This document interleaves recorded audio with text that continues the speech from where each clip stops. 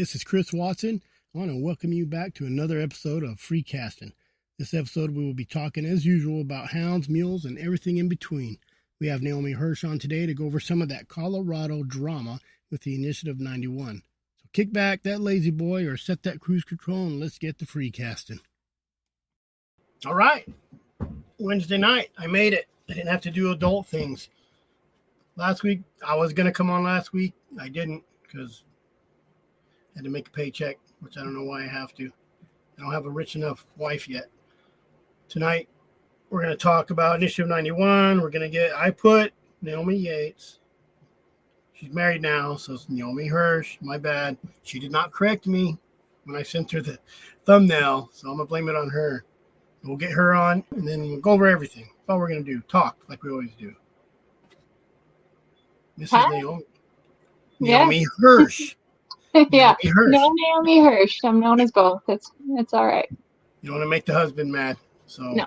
Although my wife probably would rather go by her maiden name sometimes. I got a good family. The maiden name doesn't bother me a bit. Good deal. I go through the comments too as they come in. Okay, cool. I can't read them. I'm on my phone. So there's a little. No, you can. There's a little comment. Everybody I can read them, but they're like this big. Oh, you wear glasses, don't you? Yeah. So if I get really close, then I'm probably reading those. All right. Let me see. Who's Dwayne Knoll? Is it somebody I should know? Singer, guy from ZZ Top. I get told that a lot. Oh, my girl right here, Misty Fix. Evening all. This is the Midwest or safe from the storms. You guys, you said it was cold there. I told you it's 90 degrees, and you said send some heat. It's pretty cold here. Our nights are still we're a little bit up in elevation from Fort Collins. So our nights are still getting lower 20s. Oh, you guys are 7,000 feet, aren't you? Yeah, 74. Yeah. Oh, I'm only at 6,000 in North Arizona. I told my wife, I was like, it's I said, it's kind of chilly. It's 55 degrees here today, and she's like, it's probably 30, 40 up there. Yeah, it didn't hit 50 here today. We're starting to get into the 40s, which is nice. And next week is supposed to be, this week we're 40s and snowy. Next week is supposed to be 50s and rainy. So I'm actually looking forward to that. Res Hounds. He's up on the north too. I think he's up there at 7,000 feet as well. The Navajo Reservation. Calvin. He's on early today. Oh, that guy. Dry Creek Wrangler School. If I was that guy, I wouldn't have to work because he just sits there and talks and gets 1,000 views, hundreds of thousands of views for talking the same stuff I do. But I don't know. He has a deeper voice. I have a girl's voice maybe. Sent you a great idea, Chris. Oh, I'm going to have to check on my stuff. Missy, I can't send you coffee cups yet because I'm building your stand for it. I have no time, so they'll get there. Let's see, the tack room background. I change my background all the time. 90 here and 100% humidity. Wow, Louisiana. You ever been back east? So not east and south. So my family is from the Upper Peninsula of Michigan. So I know a lot of people up in the Upper Peninsula, but never south of Michigan. No. How do you talk so normal? I know. Well, because I came to Colorado when I was Dad followed a job here from the Navy when I was 4. So I've been in Colorado since I was little. Nice.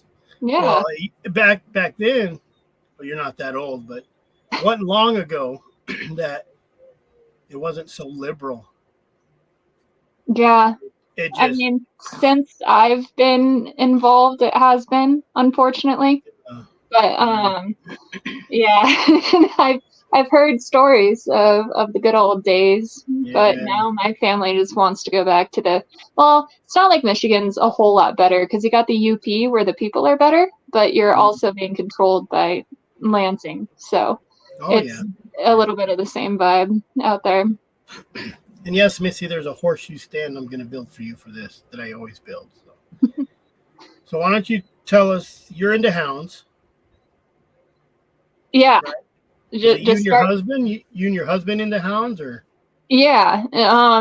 So when I was 16, my dad got his first hound, and I like to talk about my dad because he's kind of unique in hounding. Oh, we all know what it means.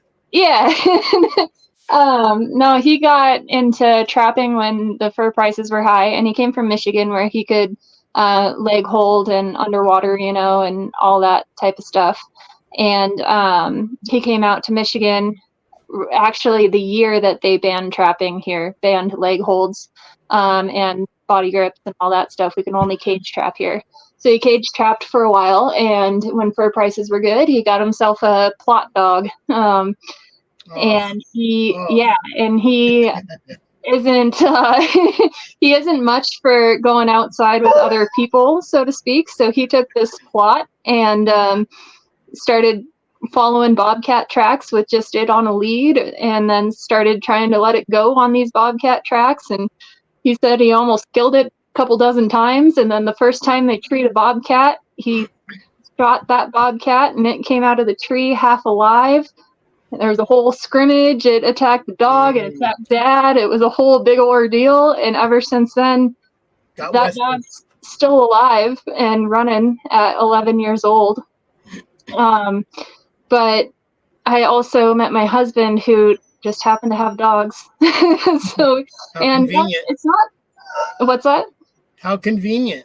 I know, and it's not like it's that common, really. Yeah. So I was like, no way, like another houndsman within 30 minutes of where I lived. And he had a couple dogs, and it took me a while to get dad to accept our, competition running with us and vice versa. But Mm. here we are running all together now. And yeah, Did he have plots? no, he had a blue tick, and he only had one dog at the time. And then he got a Catahoula, funny enough, because he also ranches, and he got a Catahoula as a cattle dog. And when he brought that dog and I first met it, I told him, I'm like, that's a cat dog. He's like, what do you mean? I'm like, she'll run cats. I don't. She was 8 weeks old, and I told him this, and we weren't even dating yet. And that dog could care less about cows. She's all So about cows. so he's already flirting with them through his puppies. I mean, I think it was both ways. I mean, why do you Well, like he brought the puppy around, right? Yeah, yeah. That's a So sucker move, bringing a puppy around. yeah, exactly. So now we have our own dogs, and Catahoula is still with us too, and we got another hand-me-down hound. That's one thing about our pack is, besides that plot dog, um, they're all kind of hand-me-down dogs, or dogs that other people didn't want, or dogs that we didn't expect to be um, cat dogs. And so our pack is kind of a pish posh. We got them through this and that, and we're very much hobby houndsmen. Uh, Mm-hmm. Not to say I don't like. I really do appreciate the lines and all of that, and it's just, for some reason, our pack is built from the thought of the best dogs come to you type thing, and it's fun. Does it work for you? Yeah, it works. That's all that matters.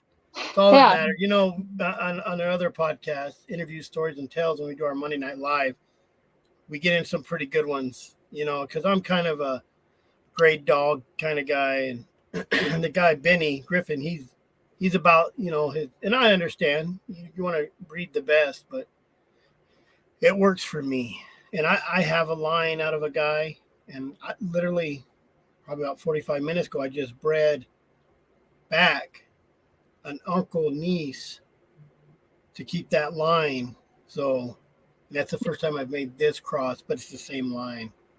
So I'm kind of happy with that. But that's what I use, and that's what makes me happy. And I guess I'm a hobby hunter half the time because I don't get to go out like I want to go out because I have to yeah. work. Like one of So our dogs, yeah, one of our dogs got handed to us because the guy thought he wanted to get into hounds and said that this dog did him at like 4.5 months old. So we were like, huh, well, we'll give him a go. type thing, so we got that Mhm. done for free. And my latest hound, I was actually at the Colorado Trappers Association Outdoorsman Days down in Florence. And there's this guy selling puppies, and they were accident puppies. But I walked by and told him which one I'd pick, and like that one's going to be a good dog. And a couple hours later, he comes in and just hands me this puppy, and he's like, "Great, he's yours," So, Crazy. so yeah, and one of our good old dogs was bounced around a lot. The guy said she'd never been bred, but she obviously had, and she was an old coyote dog, and she doesn't trash anymore on coyotes on us, but she was just Yeah. handed to us, and yeah, just I've always said that a lot of dogs would work different with a different handler. You yeah, know, I've sold a dog to a guy and he took her and said she's worthless, and came back and got a bobcat like 3 days later. Just didn't yeah, like it. Some people, I guess, don't have a bond with dogs. Some people do, you know. and certain dogs too, hmm and So I you think can that get a bond is crappy really dog. important. Yeah, Yeah, you can get a crappy dog from somebody, and it may work good for you. And I've seen that happen a lot. So yeah, like this older dog, that dog I just talked about, she's going on 14. And it's funny, we still turn her loose, and those bobcats a lot will go, back and forth. And our fast dog will get him worried, and the cat will start going back and forth. But our old dog is like bringing up the back, and when that cat turns back to do its zigzags, she's there. And a lot of times it's just magic. So, is hey, that Catahoula real fast? she actually is. She's built Yeah. like she's not, but there's been multiple times. Our lead dog's collar we were having issues with a couple winters back, and but that Catahoula, so she won't lead her own track, but she keeps up with the fastest dog. And Mhm. she's funny. I like how all the dogs in your pack have their own little, niches at what they're good at. If she's excited on a track, there's a good chance we catch that cat because her Yeah. nose, for some reason. And yeah, so when the lead dogs, the fast dogs, collar went out, and you see her name's Sis. That Catahoula looks like on the GPS that she's leading. We're like, okay, she's with the fast dog. Like we don't see that fast dog's collar, but she's there. So she's speedy, but she's built like a brick house. It's kind of fun. That's how I have a Catahoula. I bred a Catahoula into my hounds, one of my hounds, and they're all fast. I have two left. One's kind of a guard dog around the house for coyotes. And when I take hunting, same thing. She's not. She's a follower, and I think she says, "You guys find it, and I'll catch it." And that's what she'll Yeah, do. They'll find it, and they'll start trailing. She's gone. She huh, is gone. And she's a good yeah, treer. She trees real good. But you're right. Your pack. I think even Benny Griffin said you have to have a pack of everything. Everybody does their job. I You like know, that. Yeah, and that's what that's me. I got dogs that are slow, and if they outrun the track, she'll come in behind and pick it up. I got yeah, dogs that are fast. I got dogs that like to do big circles and leapfrog and catch that track ahead and bring all the dogs, which most of the time it works. yeah. We've Bear. got two dogs that like rock piles, and as soon as they come to a rock pile, and those are fast dogs out here because we got rock piles galore, and they'll come to a rock pile and they'll just start doing bigger and bigger circles and catch that track on the other side of the rock pile and peace out. And that's nice. That's how you catch. But, Do you guys only hunt cats, bobcat lion, or do you do anything else? Bear. no, so you can't run on bear in Colorado anymore. That went with the trapping back in 1996. You can Um, hunt bear, but you can't run dogs on bear. Correct. can't run dogs. You can't bait. So you pretty much have to run into a bear. Our bear What success stock? rate in Colorado is very, very low because of the way Yeah, you have to hunt them. But gotcha. They got a yeah, lot of bear there. Is there a they got lot of bear there? a ton of bears since that law changed. The success rate plummeted from being able to run hounds What up? and and being able to bait. So we got a lot of bear to the point where in some areas they're just handing out bear tags with elk and deer licenses. So, yeah. It's so sad. Every time they get rid of that dog hunting in the state, bears just. Yeah, and it's particularly bad in Colorado because how they passed that law, they passed it so that Colorado Parks and Wildlife can't do anything to run a bear either or bait a bear. So when that went through by a ballot measure, I don't know if we're purposely transitioning into that, but here it goes.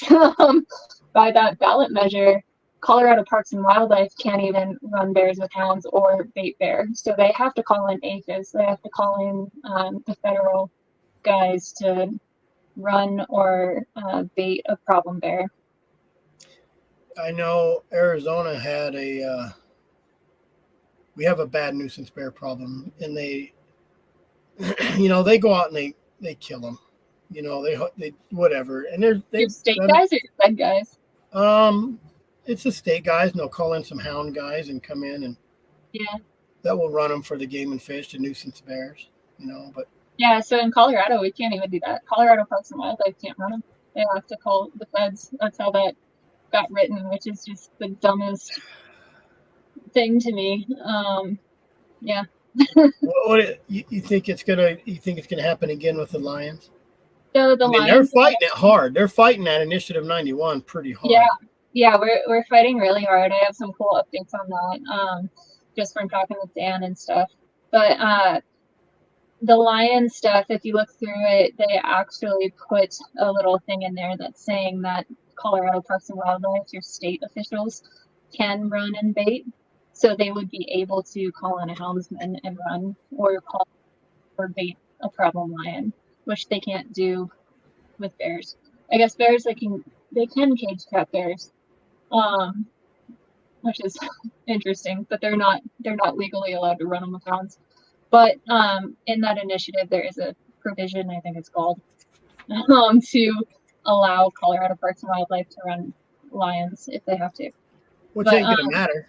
It ain't going to matter to the houndsman, No, because how does that houndsman, and this is what I try to explain to people too when I get really deep into a conversation with someone that actually is willing to listen but doesn't know anything about this stuff. It's like, okay, yeah, so say you have to call your houndsman, but how do you think that houndsman's hounds know how to run that cat? You're going to run out of houndsmen. You're going to run out of houndsmen in a couple of years because their dogs haven't been ran if they're following the law. And you think that hound is just going to go out and run a cat? So you got to keep this alive, this tradition and this heritage alive, to be able to feed into people. If you really want the government to take care of cats, where are you going to find the people to do that if you take away that heritage? They'll bring them out of other states. And the crazy thing is they're going to kill just as many cats as they did, just like California. Yeah. They killed just as many cats. No one knows about it. Well, all of us know about it. Every houndsman knows that. And it's just bridging that gap between our knowledge and the general public's knowledge.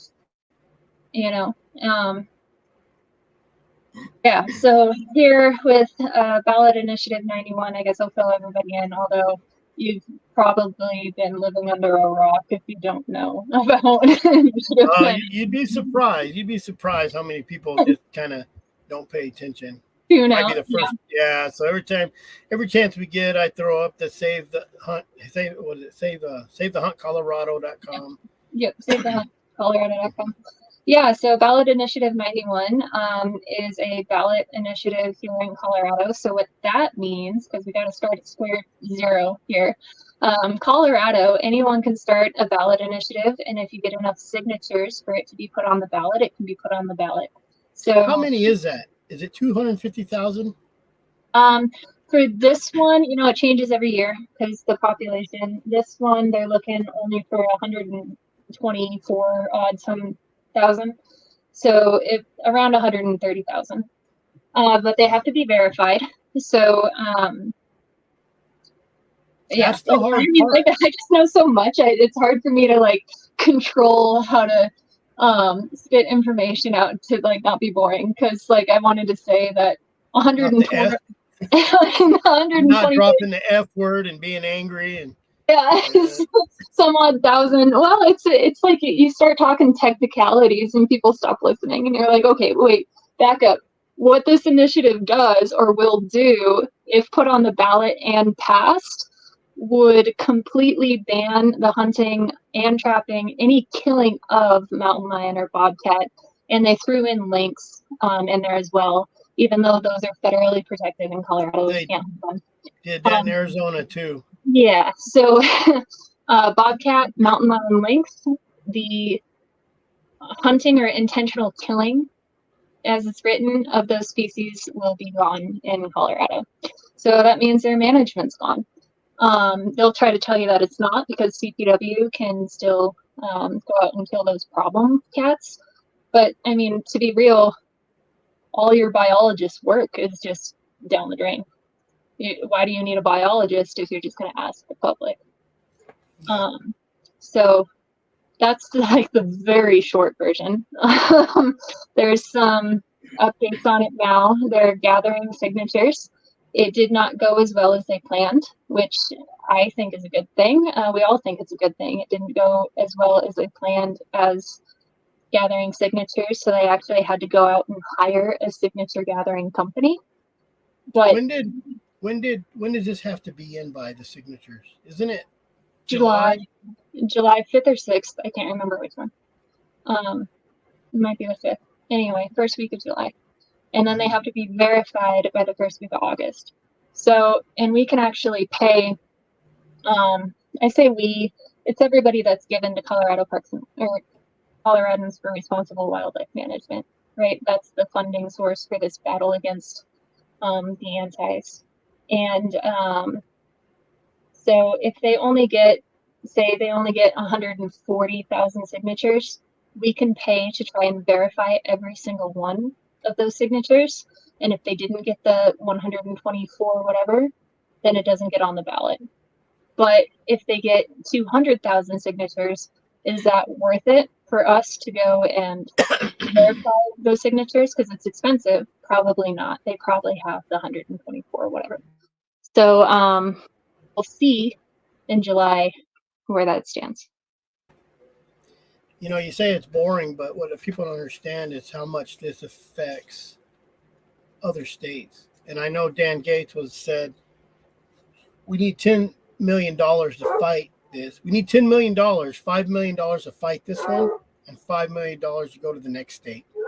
Yeah, he's not wrong. And you guys know that. You guys know that well. You know, it was there. It'll be here. It'll be. I went to the Meat Eater when Meat Eater came live here in Denver with Dan Gates, and there was a lady that stopped me and she thanked me for the work that we're doing here because she said, from you guys in Colorado, it comes straight down to New Mexico. So, and I thought that was pretty telling. Do you know how many signatures they have now? I don't. They can keep that secret. The last I heard, oh geez, I don't even remember how long ago it was, so it's not awesome information. It was only like 40, 50,000. But I can't remember if that was like a month ago or 2 weeks ago. My brain is kind of scattered nowadays. That's can't really go. What I do know is that they weren't getting it like they thought they would, so they had to hire a company, which is interesting. Who's spearheading this? Is it? It's an organization that was built specifically for this. So it's an acronym. Cats aren't trophies.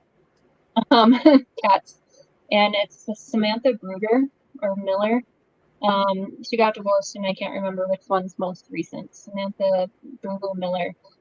She's from Washington and did a lot of their anti-predator hunting work there in Washington. Mm-hmm. Look at Oregon. Cougar and bear are way overpopulated. Antis are fools. Antis aren't very smart.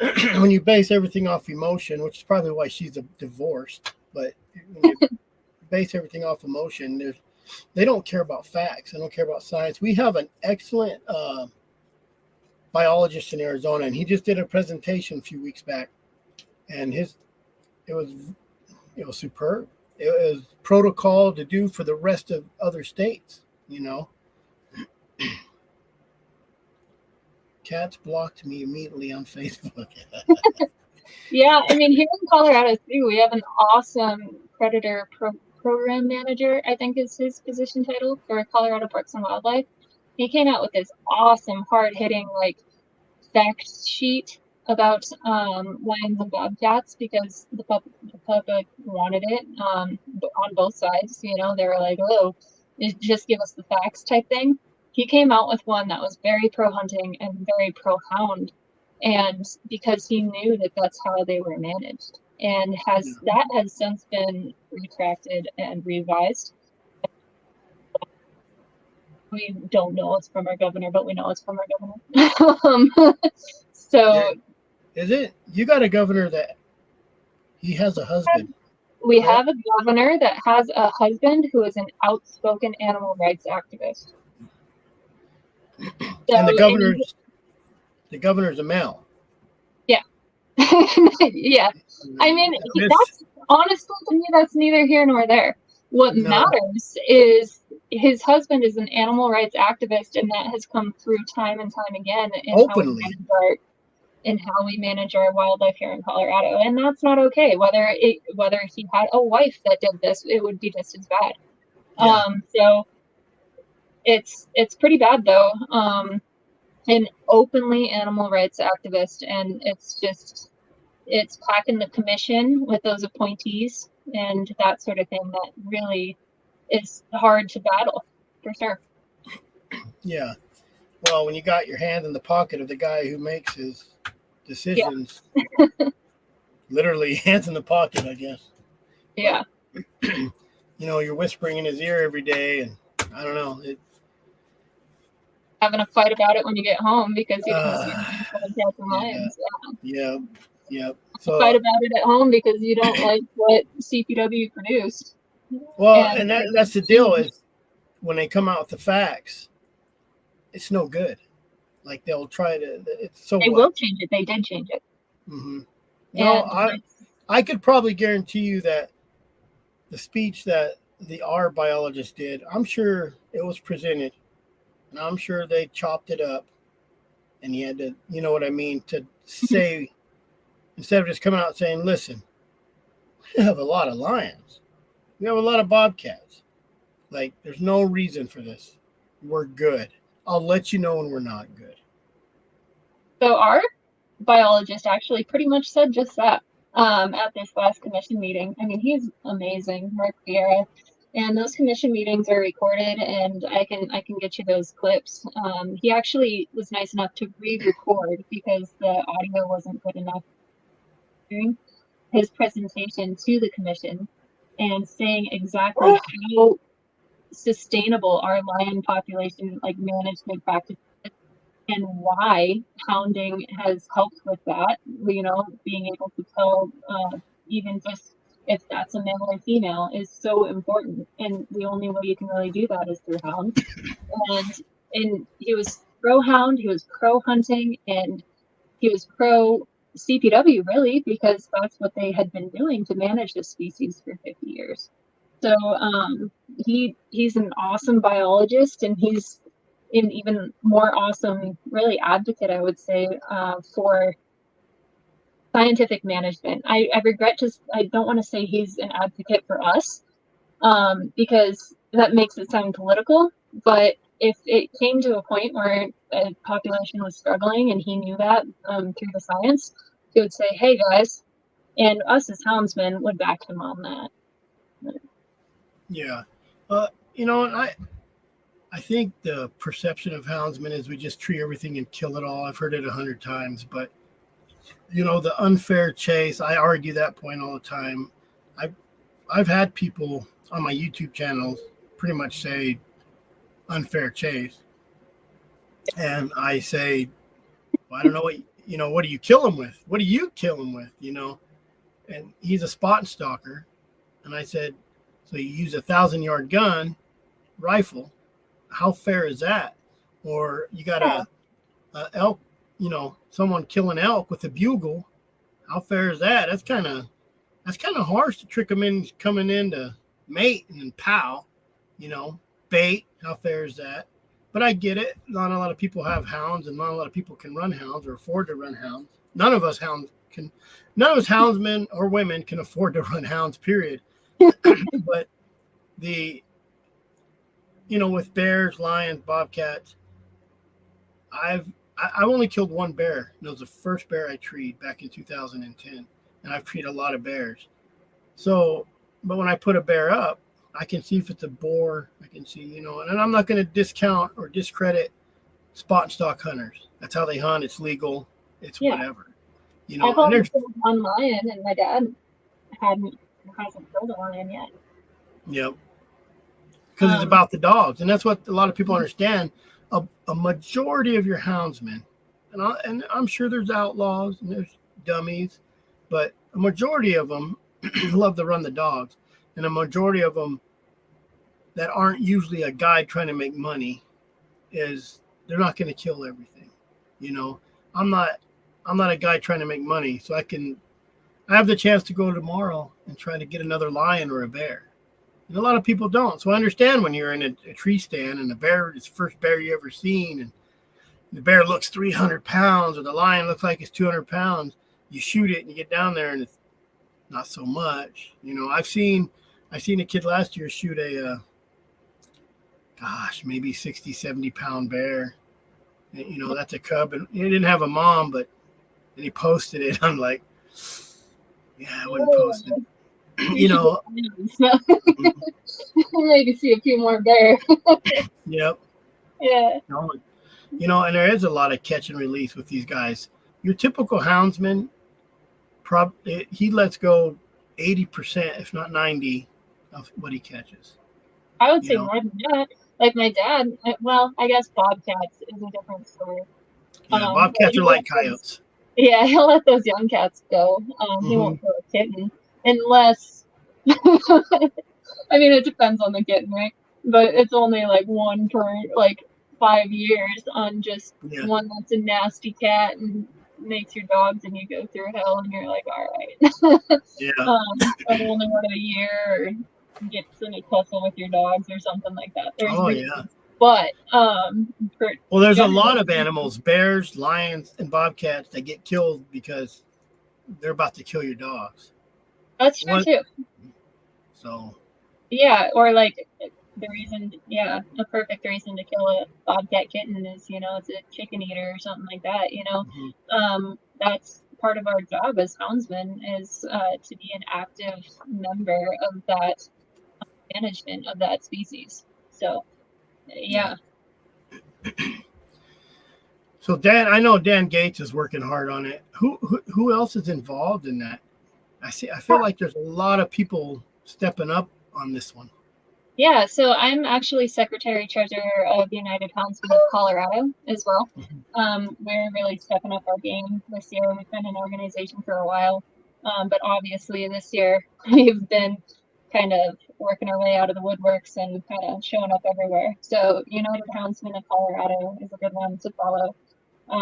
We have a fundraiser coming up here with Chris Powell from Houndsman XP. I got that. Yeah, on May 25th.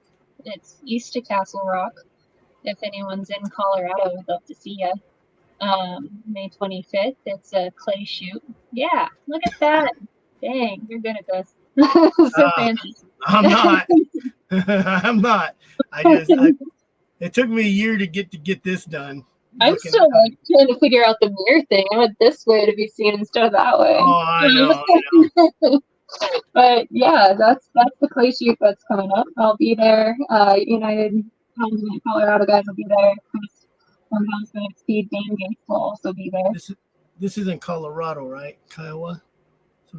It's east of Castle Rock. Castle Rock is south of Denver. So. And that's on. Where can they go look at this too?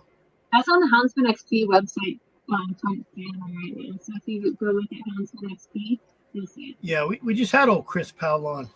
Yeah, the whole Chris Razzed him. We razzed him a little about being a game warden. Oh yeah? Hey, that gave him some good experience. He's very well rounded Especially on this Colorado deal, he's a breath of fresh air sometimes because a lot of Mhm. people just want to go quick to blame in Colorado Parks and Wildlife and those guys that wear the logo. And Yeah. I've been there too. I was in fisheries, but my first full-time job was with Colorado Parks and Wildlife, and I thought, hey, I made it. And then I realized what a voice got suppressed. Mhm. If I'm wearing, I got away with it for a long time, being a temporary and even being a full time since I was in fisheries. But I just didn't know how long I could wear that logo and speak at the Capitol at the same time without being Yeah. nipped for it. So I switched Yeah. gears. Yeah. Is that what you? So what are you doing now? I actually work for Sportsman's Alliance. So, Oh. yeah, if you guys know, Sportsman's Alliance is another organization. We fight really hard for sportsmen's rights across the nation. Our first, really, what got them started was an anti-trapping legislation in Ohio. Not legislation, a ballot measure in Ohio. So they beat that at the ballot in Ohio and got started there and spread throughout the nation. And yeah. Rowdy says, "Why aren't you as pretty as Naomi, Chris? If I if I shave my beard, I would be rowdy." This light is awful too. I was gonna say, I Ah, look very pale. it's all right. Hey, you gotta do what you gotta do. I'm not Yeah. in my normal environment. So you got a lot going on as far as being inside the hound world. And I honestly, if we were as big an organization as the Humane Society of the United States, because I guarantee they're throwing money over there too. They're not. They are rumored to be one of the guys that helped that cats organization fund that signature gathering company. No, So no, I don't doubt it. they're throwing money, and that's the thing too. And I've pondered that a lot, and I think it comes from, unfortunately, it comes from a good place in our minds and wisdom and heart, and because we don't just throw money at things that have cute little things on their calendars, right? And they get all their money from that, and we're a little bit more selective. Honestly, we're a little bit more harsh. So we have a lot of organizations that are trying to do the same thing, but we pick and choose based on our emotion, honestly. Do we like Naomi, this or that? Do we like that that's guy? No. They ain't that's getting them called $20 a month. that's called being an asshole. That's called being a houndsman sometimes. Yeah, A trapper, same word. Yeah. Same word. We're rough, and I've heard Dan Gates, complain about it. Oh my gosh, I remember when this whole thing started, and he was, getting the houndsmen involved and stuff. Not like we weren't, but we weren't engaged to the point that we should have been. We're playing catch up. You Yeah. say like Arizona doesn't even have um, a United Houndsman group. Well, you need one because it's coming. New Mexico Well, too. just this morning, I had two people ask me about it. So, Yeah, I, Wyoming is doing good. They're getting ahead of the curve. But anyway, yeah, I was laughing with Dan Gates because he was on the phone with me and he's like, I thought trappers were bad to get together oh in a group. no, He's like, houndsmen are. these houndsmen are something else. And I was like, Oh, yeah. no, we could have the same dog. Two people can own one dog, and it trees, and he'll bitch about why his dog's treeing as bad as his dog and that guy, and it's the same dog. No, it's bad. It's hard to get people together. I called a bunch of people one time and said, "Hey, what do you think about Arizona houndsmen?" It was like somebody calling from India asking you about car insurance. They don't want to talk about it. Yep, click. Good luck with that. I Well, heard it's so that much easier not to. half a dozen times. Good luck with that. Yeah, because of you. And then I see a lot of people on the internet that say, I don't even know why you're going to try. It don't matter. And that just, God, that Yeah, gets my goat. look at us here in Colorado. Why do you even want to try? Because Colorado, I hope, I pray that we become the prime example of this is why you try. In Yeah. this blue of a state, like this is why you try. Because we have the perfect excuse to not try, Yeah. especially with the governor that we have. Um, the perfect excuse to not try. And here we are. So if we're gonna pull through on this thing, which I think we have a solid chance. I'm not trying to be too optimistic or pessimistic on it. But I mean, what we're doing is amazing as far as the outreach and the band together that we have for predator hunters from Yeah. sportsmen all across the world, really. Um, that's pretty phenomenal, I think, and it's a new wave that people involved continuously say we've never seen before. So hopefully Colorado stands as an example that you can point to and be like, that's why we try. Look at their position and what they won. So Yeah. hopefully. Oh, it gets kind of annoying when, and you don't have to try. So all you have to do is donate. Yeah, really. Donate. If you don't know what else to do, like, are you Yeah. grabbing even a black cup of coffee from the gas station for $2.99 every day? Like, Yeah. it's not. No. You're talking about hounds, man. You're smoking 2 packs a day and drinking a 6 pack, and you can't donate $10 a week Hey, you to know what? Good save the luck. hunt Colorado. You know what I mean? Yeah, good luck Yeah. doing that up here in chasing hounds, man. Yeah. My sister and I were actually talking about that because she's talking about fleeing back to Michigan because of the social norms here versus the social norms up there, and she just loves it so much more up there.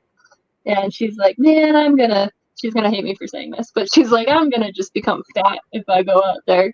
Because she's like, what keeps us here? And I'm like, honestly, in the mountains, it's so easy for me to go out and kick my own butt versus going out Hmm. when I'm in Michigan. Like, I think I'd become kind of a little chubby too, because up here, you get frustrated. You just gotta. I mean, Yep. I'm looking at it right now. I gotta hike to that mountain, and I'm done. I kicked my own butt. I'm humbled. And I'll always be a mountain girl because of that. But Yep. yeah, Maybe we should just start a car wash with girls in bikinis that wash dog trucks with dog boxes and hand out a beer. They'll pay $100 for that. that's a banquet idea. Yeah, maybe I have to put that together. I have to put that together. That's a banquet idea. Might be a moneymaker. Naomi, are you guys putting out flyers on windows or local pin boards at post office and feed stores yet? Yeah, for what organization? For 91 or for United Houndsmen, CRWM. I'll just It say all ties together, in short, we right? all are. Yeah. Um, yeah, Dan Gates is working hard with the CRWM stuff, and that's basically the 91 stuff. And Mm, yeah, he's sending out flyers to all of his sources, including people like me, and we're dropping them off everywhere. yeah. Well, the Mormons got smart and started sending out girls, and no one can say no to a girl. Well, yeah, I will say one thing that we need to get better at that I don't know if anybody's familiar with the I Hunt Colorado page on Facebook, but it's gotten pretty famous here. It's pretty, call it what you will. It's everything. Uh, I saw a guy post on there that we really need to get on that Nextdoor app. Have you been on the Nextdoor app? No, sounds like So a Tinder to me. you're right. No, so it's pretty much your social media, but you don't have to like friend request anybody as long as they're in your local area, your quote unquote friends. So you can see what they're posting and they can see what you're posting. And for us houndsmen to be on there is really important because there's a lot of people that are 3 houses down from you that think this initiative might be a good idea. So it Mm, is a great resource to actually get this message out to people that are not are not inside our echo chamber. Um, I posted so there's Coloradans for Wildlife, Responsible Wildlife Management, and then there's Colorado's Wildlife Deserves Better. Colorado's Wildlife Deserves Better is the actual like issues committee political campaign against the campaign. And Colorado's Wildlife Deserves Better sounds so good, right, to everyone. So I hmm. actually posted on that Nextdoor app their link. And one of the comments was, "Oh my gosh, you're so right. I actually just signed this initiative. They were gathering signatures in my neighborhood. Like, sign it to stop trophy hunting."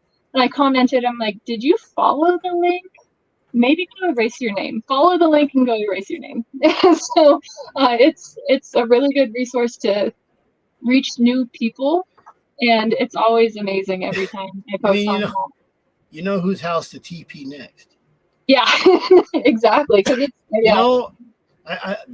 one of the biggest problems with houndsmen is they don't talk to people, and I like to say I'm an introvert and I don't talk to nobody. My wife would beg to differ, because I'll bump into somebody in Walmart and they'll be like, "Oh, you're the guy on YouTube," and it'd be like a 2-hour conversation. My wife's we're gonna go home. But this last hunting season, I took 3 people.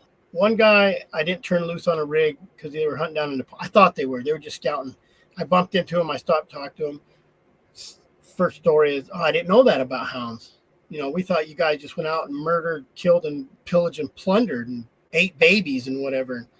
So they, I just kind of gave them a little knowledge about what I do, and told them I caught 2 bears yesterday and I just let them go, Oh, why? Well, for one, I didn't want to burn my tag. I'll go again. One was a shooter and one wasn't. He was just young. Bumping into some other people on the road, same thing. I took a little time, 30 minutes. And by the end of it, they said, "Man, we thought different about people who run hounds."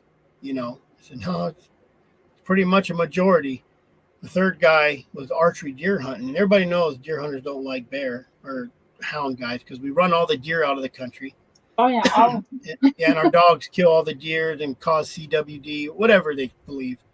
And I had him come in on a tree with me and go to a bear. I said, "Listen, if it's a big bear," I said, "you got a bear tag, you can shoot it. I'm not burning my tag. I'll let my dogs chew on it, But if it's a small bear female, you're not going to shoot." But he came in with just a small bear, but he was so excited just to come in. And you know how it is. You walk into a tree, and if you've never been to a tree, it's super exciting. If you've been to a tree, it's still super exciting. Yeah. Every time you walk to a tree, you're like, "Oh, this is cool." But he was he's never been around hounds, never walked into a tree. And, the noise is just overwhelming and it's just a lot going on. And you get to see a bear. No one ever gets to see that bear within 20, 30 feet, 10, 15 yards from him.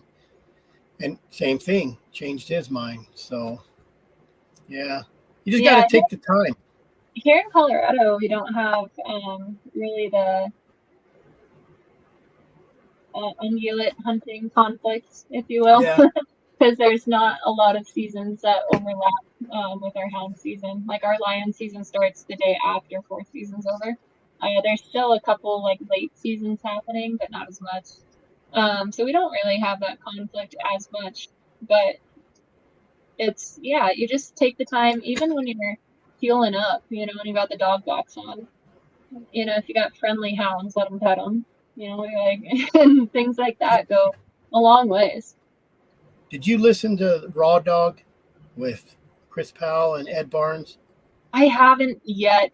So he it's supposed to be unscripted and whatever. It's what me and Brett do every Monday night. How we haven't got kicked off or worse comments. But so we had Chris Powell on, but him and Ed Barnes were talking about sometimes it's annoying. People come up but you have to take that time. You have to do that PR. You have to have public relations. You have dogs. And I used to have this dog named Andy. Got him tattooed right here. Hated his guts. There's a love-hate relationship. He lived 10 years. He got a strep A in a leg and died. But if you didn't pet him and you petted a dog next to him, poor, so people would pet a dog next to him and he'd burn, and it scared the crap. It was so funny. And then I'd laugh and say, "He just wants petted," and they're like, "Oh my God, it scared me." But I had lots of people come up, and I'm a hillbilly looking. If I have clean clothes on, it's like Johnny Cash, woke up Sunday morning, put on my cleanest dirty shirt. You're hound hunting. And when I'm camping out there, I cook a lot, and I wipe my hands on the side of my pants. My wife hates it. She's like, get into your cooking pants because you're going to ruin those.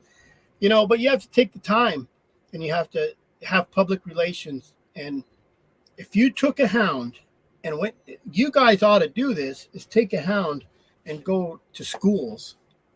And just like Smokey the Bear, you know what I mean? Like, yeah, we've even talked about, like, if we could nail down some places that the signature gatherers are at, and Yes. know when they're going to be out there. I was going to take my Catahoula because she's just the sweetest, most Mm-hmm. mild-tempered dude I've ever seen, and just like have this little sign, and be like, "Don't take my job away, decline to Yep. sign," Yep. and just her puppy eyes, are huge, So, and and I just go stand next to that like signature gatherer, and be yep. like, "Don't take her job away, like, because that's what Yep. you're doing," Yeah. They don't understand that. Their dogs are 15, 20 pounds overweight. My dogs are overweight right now. But I know once, like, my lion season is about to end, I hadn't had a lot of time to get out. But I know once bear season comes in August, they can be 15 pounds overweight in the first 3 days. They're back to where they need to be, Sure. And that's the first thing you get. You go out is people think they're too skinny. I've been in arguments at the store, and Yeah. a guy came out and said that the hound's too skinny. I had a lady come out of nowhere and say, "What the F do you know about hounds?" And I'm like, "Oh God, I didn't even know her." She's like, "That dog is perfect shape." I know. I'm like, "Gosh, dang, I'd take you Yeah. around." But there's no public knowledge on hounds because what are we doing? And when Yeah. they bring this stuff out, they bring this stuff out when we're all hunting. So Yeah, that too. That's going to be really hard for us, honestly, in November, because we're gonna honestly lose our audience to the woods, to what they love to do. September, October, November, all we can do is ask them, beg them, get out and vote. Take a day off of your season and get out and vote. And morning and evening, you need to vote, and that's going to be, just crucial. And that's really what it boils down to, is the vote in November.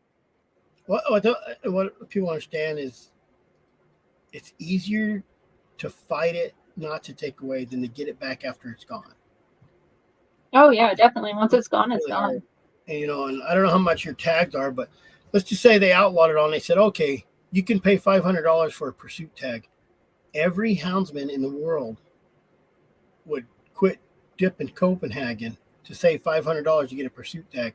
Oh yeah. Just do it now. Just do it now. $10. There's Dan Gates is, when it comes to numbers, that guy's on the ball. I'm like, he's like this, he knows all of it. and I'm glad this is recorded. Yeah. I mean, he knows the numbers. He knows that 15% of America, and there's so many people, and if everybody gave $10, it'd be $10 million. Isn't that crazy though? Like, if we all gave, I know he knows the numbers and you just have to refer to what he says, but if you think about how many tens of thousands people put in for a deer tag or an elk tag, because elk are popular here in Colorado, it's tens of thousands of people. It's over 20,000 people. If they all gave $10 to save mountain lion and bobcat management, like, your application fee is $7. Ours is 13. And I just don't understand why we don't. And if we did, we would have the money to go. We'd just stop the Humane Society in their tracks. Well, why doesn't Sportsman's Alliance or Dan Gates, all those organizations, why don't they get with Game and Fish, and when they do the tag draw, put a donate? On ours it says, do you want to donate to anything else? I'll tell you why in Colorado. Because the governor won't let it happen? Colorado, in statute, Colorado Parks and Wildlife cannot have an opinion on anything political unless it's what the governor tells them what their opinion is. So in statute, no matter who the governor is, Colorado Parks and Wildlife is their opinion comes from the governor. I'm a loophole gray area guy. I like that. So you don't have, to me, why not put the antis on there too? Why don't you put donate to the anti?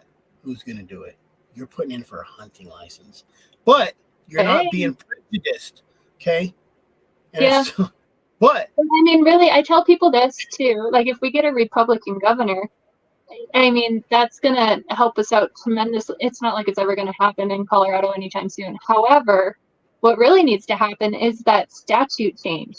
But if we get a Republican governor, it's not going to change either because they like the power. You know, they're going to say, like, no, I like being able to tell Colorado Parks and Wildlife what their opinion is. So it's never going to change, even though it needs to. They messed up in the old days, and Yep. they didn't do a ballot initiative back in the 70s, 80s, or 90s, 80s that said the state is responsible solely for conservation, and there's no ballot. Why it's on a ballot initiative, I don't know. That's like that's different in every state. A lot of states, you have to have 75% majority or something to change wildlife. Or in Wyoming, game and fish and the governor are separate, so the game and fish and the governor can just agree. And that I feel like that is very important. And here in Colorado, we're just kind of screwed when it comes to that. So we got a battle to fight, but I'm confident. Let me see. I've already gave $100. It's a lot of money for Rowdy. It's a lot of money, I say, because he drives a Ford Ranger, and I know it cost him a lot of money to drive that. I know Rowdy. What's this? It was absolutely fun destroying the cats aren't trophies narrative when they would post whatever before they blocked. Oh my gosh, their Instagram account. Oh, if you look at those comments, they're so right. It was roasted. Cats are roasted. Oh, I don't doubt it. Let's go back to. Let me post this again because all you people sitting at home. I think this is the easiest way to get to donate. Yeah. Is that Save the Hunt Colorado. Go to Save the Hunt Colorado. Donate $10. Donate $10 later on next week. You guys, all you fat people out there are going to Burger King and McDonald's spending money. Take a break. Let your cholesterol rest. Yeah, freaking $18 now. Fast food. Hey, you know what I do at work? This is no lie. In my dog box, I have my grill, my propane tank, and my little camp grill, and my iron skillets. And I run up to Walmart or Safeway, and I buy me a steak, come back to my job. I'm a superintendent on job, and I cook a steak right there. I just cook, and I went and bought steak, asparagus, and mushrooms. I think I spent $13 on everything. Yeah. And if I would have went to Whataburger, I would have spent $18. Taco Bell, you can get out of Taco Bell anymore for less than $10. Get yourself a rancher friend and have them supply your freezer too, and there you go. My cousin's a rancher, and he's greedy. He won't give me nothing. Oh, well, I'm not saying, they should give you something, but my best friend's a rancher. And my family, he should give me and, no, I pay for it, but it's better quality. It's a little cheaper when you buy it in bulk, and then you just stick one in your cooler. We don't eat. I don't buy meat. Like, we eat elk. Yeah. We eat elk all year long. Try to. Yeah, we try to keep us stocked. Yeah. Well, we have a lot of over-the-counter hunts. So, we do too. Yeah. So it's great. And I'm not a trophy hunter, as far as I'm not an antler hunter at all. No. If I can kill a cow, I'm going to get a cow. I shouldn't say kill. I should say harvest. I'm sure that's Same here. Didn't I tell you an hour would go by quick? Yeah, it always does. So there's always a lot to talk about when you get going. Well, there it is on that part. As far as, and I think people need to realize when they get bored of Colorado or they get skunked or they win, it don't matter. They're never satisfied. Never satisfied. Even with Arizona. Okay, we won't hunt for 2 months out of the summer because they're going to have their kittens, even though they can have them whenever. They come after something else. They'll just come after something else. Okay, you can kill cats, but you can't use dogs. You know what I mean? So when you do that, when you say you can't kill lions, you're taking out this whole brick of people. When you say you can't use hounds, you're just taking out a third of those people. So these guys are like, oh, I still can hunt them. So, and then when they're done, they'll come after you. They'll come after the long range rifle. Just like in New Mexico, you can't have a scope on a muzzle loader. But if you wanna go to fair chase, we can go all day long. And I ended up telling that guy who said it's cheating using hounds. I said, what do? Chase a lion down on foot and choke him? Unless you're fighting them man to man, like fist to claw, and you kill them. Listen, I'm not going to talk shit to you no more, anyways. But other than that, that's how much fairer can you be? You know. Yeah. So shooting them at 1,000 yards, that's cheating. You know. So Yeah. calling them in for a meal, baiting them. Yeah. That's baiting them in. You know. Even if you're sitting over their kill, I mean, that's even. Yep. Really? So you can go all day long with unfair chase, but it is what it is. So SaveTheHuntColorado.com. Let me throw I know Chris Powell, even though he's kind of our nemesis on the podcast stuff. Yeah, I'm outdoor revivalist. I haven't been posting a lot lately because got busy, had a little family. Hey, so. I haven't made a video. I'm editing a video. I went out last night, did a small circle, looking for a line. I like to come in. I call it my Facebook line because I watch Facebook. And right where I'm staying at, in my old hometown, all the time, line in my yard. Like most time it's a coyote. Sometimes it's a house cat that looks like it's a big lion. But a story that I have about that is one Friday morning. I'm like, well, I'm going to go run before, because I live 200 miles away. So I'll go back on the weekends. Friday, so I'm going to go run early in the morning. I did. I went out and ran. My dog started something. I had dogs go to the houses and open up. I'm like, So I'm toning them back. Well, my other dogs hit this hill and they go up. I was just going to go up and over, check the game water, basically looking for tracks. Well, those dogs took off, went up the hill. I'm like, man, it looks like they're trailing something. These dogs come back, hit the same track, go up the hill. My lead dog is like, what are they barking at? So I ride my mules up that way, and my lead dog kind of walks up there. Boom.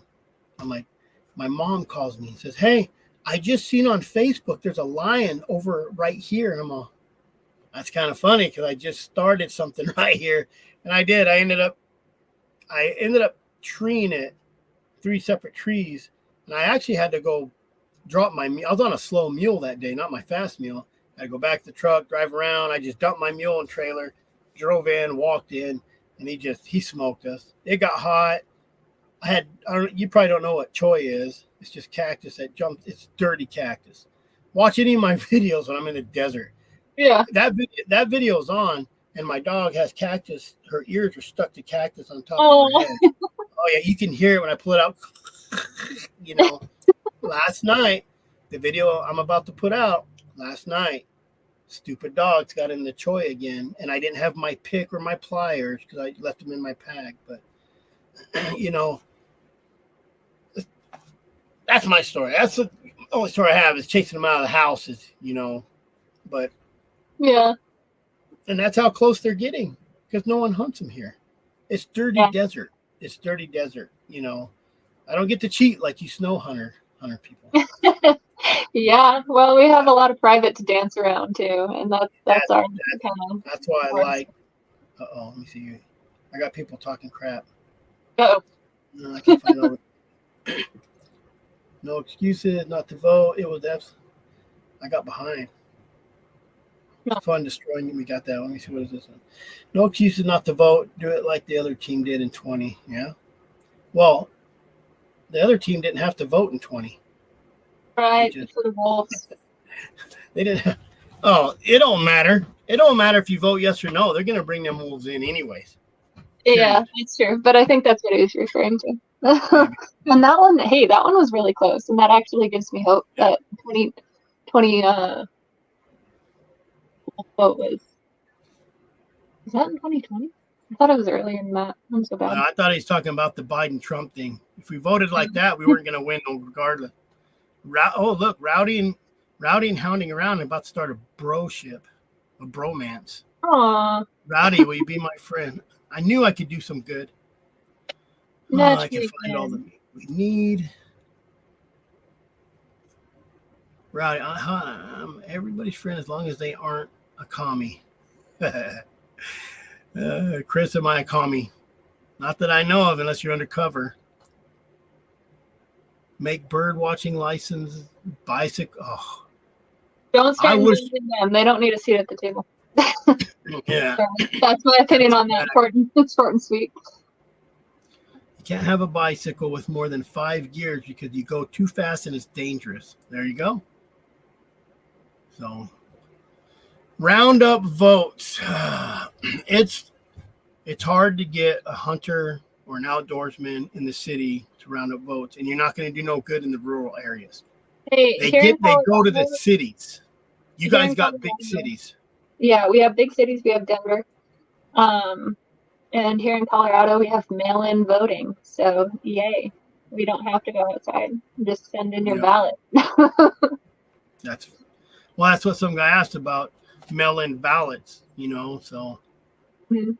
I think you should have to get off your ass and go in and vote I somewhere. agree. But, And I mean, that's going here in Colorado, so. and I think they should make a voting day where there is no work going on, period. So I agree. That makes a it shouldn't be difference. one day. I think you should have about 5 days to vote. Because you'll be able to get off one of those days at least and take some time. Most people just go in and that heading they put on those, they'll get you. You don't see all the hidden stuff. So people are kind of lazy too, and they don't read, save wildlife. Yeah, we Sounds didn't get good. into that too much, but thankfully we got the words trophy hunting out of that title through the title board process. So it's no longer going to say allow trophy hunting, yes or no. It's going to be allow the hunting of mountain lion and bobcat, yes or no. Well, the trophy hunting's a vague. Trophy's a vague. What is a trophy? A kid's first chipmunk he shoots as a trophy. Yeah, no, I completely agree. And so thankfully we got that out of the title. Yeah. If he shoots a buck, a spike, that's his trophy. Yeah, so. My first duck was a trophy. Yep. Yeah. Yeah. Tell us a story. You got any good cat stories before you leave? Oh, God. I know you got a little. Is your husband watching your baby right now? It is. I'm starting to feel a little bad, but I can tell you a story. No, you're not. I am. You know what's funny? I know this. I have 9 kids. I'm going to tell you that right now. My last 4 were twins, so I have 2 sets of twins. Yeah. And my wife is the same way. She says, "Oh, I don't want them around me. I hope they fall in the water." And then 3 minutes after I take them, or they're not around her, she's like, "Oh, I sure miss them." I'm like, "Wait a minute." Yeah. One or the other here. I get it. Oh, yeah. Drives you crazy, but 10 minutes later, like, where's my baby? So I'll give you a choice. There's the story of my lion that I harvested, or there's a story of like a 14-hour day where we didn't catch nothing. We got all day. You Okay. can tell them both. Well, let's hear about your lion. Okay. Well, I was going to tell the other one first, but my lion. Tell the other one first. Whatever you want to do. My lion story. We were going out walking that day because everyone was running roads, and we knew our best chance was to walk in, not be lazy and try to cut a lion track on a road that was closed. So we were walking in, and we try to keep the dogs close. We actually don't send them out very far because we have good snow, and we want to see what they're going to run on before we run them. And deer, elk. Yeah, and we have a couple of young dogs, so yeah. So yeah, we're keeping them close, and whenever the snow is perfect, so we can see when a track is like 100 yards in front of us, call the dogs, and then one of us will go check that track and be like, "Yeah, it's trash, let them go, whatever." Yeah. So we're doing that, and so we're just keeping it real contained, real tight, and then we see a moose. And we have a couple young dogs, like I said. So we're watching that moose, and we're watching our young dogs. And we're like, all right, are they going to go here? Are they going to try and chase it? So we're... Have your finger on the button? Yeah, so we're like watching those young dogs, watching those young dogs. And our old dog, that plot dog, just bark and just takes off. And we're like, what was that?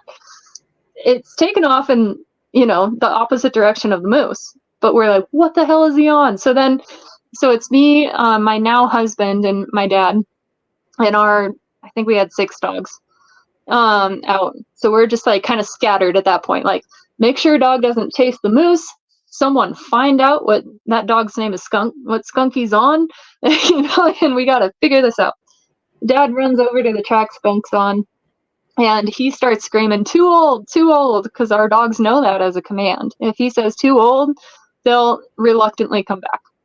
But, at that point, he's screaming too old, but he's not going to shock him off at the cat track, And that dog just bark, bark, and then other dogs bark, bark, and they're just going off.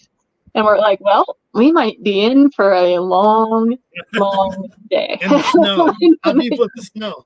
Because that's an old track. That's yesterday morning, at least, type thing. How deep was the snow? What's that? How deep was the snow? So it's with the mountains here, where we were walking through the snow on that road was only a few inches. But when we started walking to that cat, so eventually, so they treed like a mile away, but it was like a mile away, So we were looking straight up and going, oh shit, and we're like, did they lose it? They couldn't have lost it. We have a really good snowpack, and we're just like sitting here more or less waiting, because we're like, if they move, we might have to hike out and take a truck, So we're waiting, and they were just sticking right there, and their barks per minute are going off. So we're like, all right, we'll go. So we went from like this much snow to my husband lost his knife in snow that we were, because of course we were like, oh, it's only, half a mile at this point. We'll just go straight. Yeah. And on that north facing slope. So I don't know how deep the snow was, because we were floating in it. That snow so deep that you're swimming. You were walking behind your husband. You couldn't walk behind anyone, because the snow was so deep that you'd push it and it just you weren't hitting the bottom of you weren't hitting ground. So it wouldn't have mattered. So we swam up that snow, and that lion was sitting there, and we're like, holy crap. And after I shot that lion, I shot it with a 30-30 lever action. Felt cool off my husband's shoulder, and made the perfect shot. I mean, it smoked him, and I figured out where that phrase came from, because you literally saw smoke coming out the other side, and dropped him, and it was so cool. But when we were cleaning him, his back hind legs, both of them, were infected, and we don't know if it was from a fight or if he was on an elk or something and got torn up by tines or what, but they were both really nasty, and I don't know if he would have made it through it or not. But we're like, okay, so that's why that cat probably didn't go so far, in that long amount of time. He was bedded down in the creek there, and just because he asked how much snow, when we were coming out, we took the less snow path. We were smart. And it turned, we were walking out in just grass. So when these mountains hold snow later in the season, you can be walking on bare and then be walking on 3 feet of snow. Is that the picture you sent me? No, I didn't. Oh. The lion looked like it was froze, or whatever you were carrying was froze out. That was a bobcat. That's a whole nother story. That was the only bobcat that we ran, and he did not tree. He didn't decide to tree. There was trees everywhere. The dogs killed that one. Good ground one. Yeah. But anyway, so that was like the short story of my lion. That's your first lion. That was my first lion, or first lion I harvested, not the first lion I've seen. What a good coal story, because it's a good coal story. And we can segue back to the activists, where they don't understand that you saved that lion such misery. Yeah. Instead of sitting there starving to death. And they don't get it. Yeah, and it's not like it was only treed a mile away. That mile took us 4 hours. So that's the type of stuff we're in. The other story real quick was we started out at 6 o'clock in the morning. My dad and my sister started earlier than us. They already had a bobcat. It was one of those rare, real quick, good hunts. They had a bobcat down in like 45 minutes. So they're like, all right, let's make this a 2-cat day. We were late to the party, but we found another track and we set out on that track. So we set out at like 7 o'clock in the morning. For them, like I said, it was even earlier, like 6:15 is when they started. And we're following this bobcat, and we were almost to the tree. I want to say we're almost like half a mile away in the mountains, so we were still a good while away. And we hear this helicopter, and we're like, oh, that's weird. Well, the helicopter comes down and buzzes our dogs. And later, CPW, who was out counting, doing their counts on elk, actually admitted to, hey, there's pack dogs. We're going to go see what they're on. Oh. Well, our dogs were treed hard until that helicopter came, and it must have made that cat bounce. Because then they're on it again, they're running. And then a snowstorm comes in. So we're trying to get our dogs. They're in a rock pile at this point. Search and rescue is doing a training, so it's just like a shit show on this one, 4x4 road. You got one 4x4 road that you can usually, get up and down, but then search and rescue has like 12 vehicles on it, so you're like playing with them, trying to get to this cat. And we try to get to this cat, get it in a rock pile. We give up because it's like in a rock pile. At this point, it snowed 8 inches over some odd hours. It's like 3 o'clock in the afternoon, we're like, whatever. We already got one cat. We're going to pull dogs. 8 inches of snow, too much. We're going to hike out of here. We're trying to hike down. That one dog, troublemaker, Skunky, he hits a lion track in 8 inches of snow. Off he goes. And we're like, shit. So he's off on a lion. We're trying to collect dogs because we're like, it's 3 o'clock in the afternoon. Right now you're thinking about getting home safe. Yeah. So you're collecting dogs. We got one dog going, but then we're like, one dog and a lion. We don't like that. Let another dog go. And so then we got a couple dogs out. And there's a dirt road, and then there's that state highway that parallels it. So one of us is on the dirt road, one of us is on the state highway. They get into some nasty cliffs. Long story short, we're out trying to get this dog off of this cliff at like 8 o'clock at night. So he's cliffed out. After dark, we finally get the dog back. So at this point, it's already a 13-hour day. And how he came back, we're trying to get above him on that dirt road. We're trying to be below him on that state highway. We're trying to just get him off the cliff that we can't get into. He finally walks out, and he's with me and my husband. And we go try to meet Dad at the end of that dirt road. And Dad texts us with his inReach. We don't have any service. He's like, coming down, chains cut, the brake lines don't come up. So we're like, oh shit, so we're sitting at the bottom. We got tired dogs, but we're all safe. We're all, in the truck. And so we're just sitting there with the lights off. And we see this thing moving across the windshield. And we're like, what the hell was that? So I jump out of the truck with a flashlight, and it's a lion. And it's 20 yards away, and it just stared at me. And I was like, whoa, that's the first time I've ever been sketched out about being in a lion's presence, because I didn't have a dog between me and it. And I didn't need to be sketched out. I'm not trying to be dramatic, but it's a different feeling when you're looking at a lion. It freaks you out a bit because like vulnerability all of a sudden. Yeah, you're like, holy crap. Yeah, in 3 seconds that cat could be on you. I don't know if it's the same one we were chasing, but just the fact that, we got sidetracked by a lion, and we finally pulled dogs off. We're finally all safe, and this lion just comes right across our windshield at like 9 o'clock at night, and just like pretty much gives me the middle finger. And give me a day. And I just hopped out in the truck, and I'm like, that was a lion. It was a younger cat. I'm like, it was just staring at me. You think he trailed you back? I honestly think it was a different lion. I don't think it was the same one. because we were headed that way. It was coming from a different direction. I think it was a different cat, but it was, the concept, you're just like, wow, like I've been out all day looking for you, even though it started on a bob, but yeah. So then Dad came down, and it was just funny because that dog was so worn out, and our hounds are so spoiled that he was curled up in the backseat of our Dodge, and we picked him up, to carry him to the other truck. And my dad's like, "Oh, don't spoil him. He can walk." And we looked down at that lion track, and we're like, "Hell no, we're not doing this in the middle of the night." He'll take off. Heck yeah. So there's my 2 stories. There you go. Good stories, too. Yeah. Oh, shoot. What happened? She left us. I think she hit the wrong button or something. Oh, there she is. What happened? I did hit the wrong button. I was told. I did. I think she hit the wrong button. I'm wondering how I was like, oh, he's done. I did my mom thing.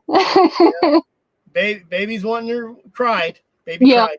Yeah. So, well, thanks for coming on. Thanks for sharing all that. What I'll probably do is keep in touch with you and have you come on every so often and maybe give us some updates. You're probably easier to get hold of than Dan Gates now.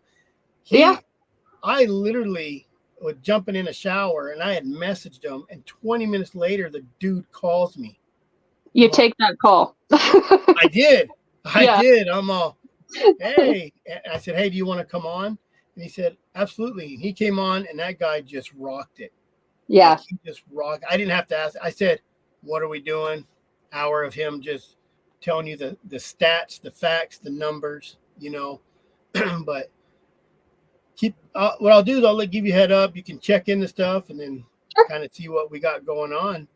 And we'll make you a regular guest since you're all uppity in the whole sports alliance and all that secretary stuff. Yeah, I try to be. But people need to follow. People need to follow that because it's coming to a state near you, period. When they get bored with one, it's like a cheating man or woman. They get rid of the side and they'll get another side. And that's what they're doing. They'll keep bouncing around until they get what they want. And that's it. And they will. Death by 1,000 cuts. So we got this coming up. What's the date on that? May 25th. Oh, that's coming up here in a couple weeks. So May 25th, if you're in Colorado, where's that from you? How far is that from you? Is that Silver Creek? Yeah, it's like Kiowa? a good 3 hours. So Kiowa, is that in Kiowa, Colorado? Yep. Is Chris Powell going to be there? He is, yeah. And Dan. Chris and Dan, they'll sign your baby. Just bring him to Marky. Tell him Chris Watson from Anecdote House said, sign my baby. Yeah. That's good. Anything else? Save the Hunt Colorado if we want to donate. That's important. Listen, if you want to sit on your couch and watch the show, you got to pay for it. Pay for it. How much is it going to cost you to go up there? How much does it cost you to go to the next state? So take that money, give it to somebody and they got big lawyers working on this. Oh, yeah. And these big lawyers will probably jump to the next state. That's kind of what Dan was saying. We get enough money, it's going to be like a protocol, and we can help out the next state with it. And that's exactly what needs to happen. Exactly what needs to happen. So I think we need someone running around saying, give me $1 to help save our conservation and make up a good pamphlet like they do. Use their tactics to get their money to fight them, basically. So absolutely. Anything else? You got anything else? Oh, man. Anything coming up? There's a couple, if you visit the United Houndsmen of Colorado site, there's a couple banquets and Houndsman Days coming up too, and those are in June. So if you follow us on Instagram or Facebook, those will be posted. Okay. Yeah. I'll probably have you send me the links, and I'll put them on my YouTube description. Awesome. Where they can go. Cool. So, I can barely remember United Houndsman. That's all I got out of that. I remember a face for 100 years, but the name is hard for me. Yeah. Well, thanks for taking your time coming on. Thank you. You got a little break from the 3-month-old baby. I did. And the husband. So All right, Naomi, I will stay in touch. Awesome. Thank you so much. You have a good night. You too. Bye.